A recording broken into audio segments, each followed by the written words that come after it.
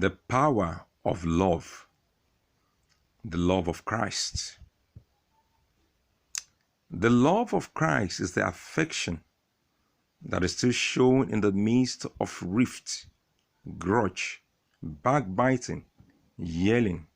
Mention it with total reliance on grace of God.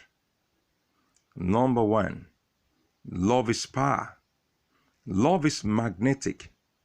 It's more or less like the souls of two or more people fuse together.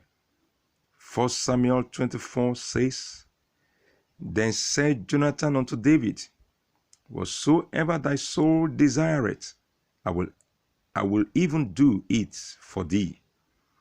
1 Samuel 20:17, the Bible says, And Jonathan caused David to swear again, because he loved him, for he loved him as he loved his own soul. Number two, love celebrates. Love is compassionate. Like in the case of the prodigal son in the book of Luke chapter 15, 20 to 24.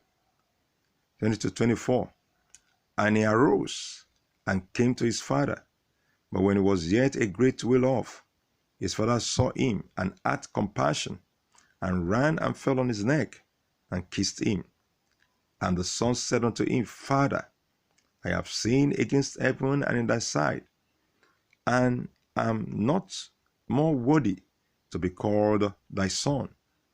But the father said to his servant, Bring forth the best robe, and put it on him, and put a ring on his hand, and shoes on his feet, and bring hither the fatted calf, and kill it, and let us eat, and be merry. For this my son was dead, and is alive again. He was lost, and is found, and they began to be merry. Number three, unity does not work in abstract. Unity thrives in the midst of love. In short, love births unity, as in the case of the Tower of Babel. Genesis 11:1-7, the Bible says, And the whole earth was of one language and of one speech. And it came to pass, as they journeyed from the east, that they found a plain in the land of Shinar, and they dwelt there.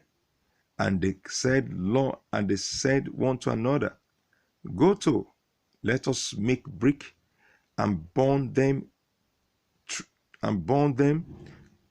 thoroughly. And they had brick for stone, and slime had they for mortar. And they said, Go to, let us build us a city and a tower, whose top may reach unto heaven, and let us make us a name, lest we be scattered abroad upon the face of the whole earth. And the Lord came down to see the city and the tower which the children of men builded. And the Lord said, Behold, the people is one, and they have all one language, and this they begin to do. And now nothing will be restrained from them, which they have imagined to do. Go to, let us go down, and there confound their language, that they may not understand one another's speech.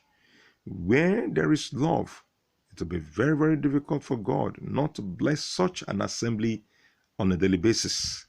Number four, the challenge in these last days, according to Matthew 24, verse 12, And because iniquity shall abound, the love of many shall wax cold. 2 Timothy 3:1-4, the Bible says, This know also, that in the last days perilous times shall come, for men shall be lovers of their own selves, covetous, boasters, proud, blasphemous, disobedient to parents, unthankful, unholy, without natural affection, truce breakers, false accusers, incontinent, fierce, despisers of those that are good, traitors, heady, high-minded, lovers of pleasures more than lovers of God. Number five, Love sees God in the other party. If we understand that love is God and God is love, we won't be magnifying and overstretching the weakness of others. According to the New Living Translation, 1 Peter chapter 4, verse 8, it says, most important of all, continue to show deep love for each other, for love covers a multitude of sins. I believe that's what happened on the cross of Calvary. Jesus overlooked their frailties and prayed for them. This is the highest level of the love of Christ. Little wonder, John chapter 15, verse 13 says, greater love had no man than this, that a man may lay down his life for his friend.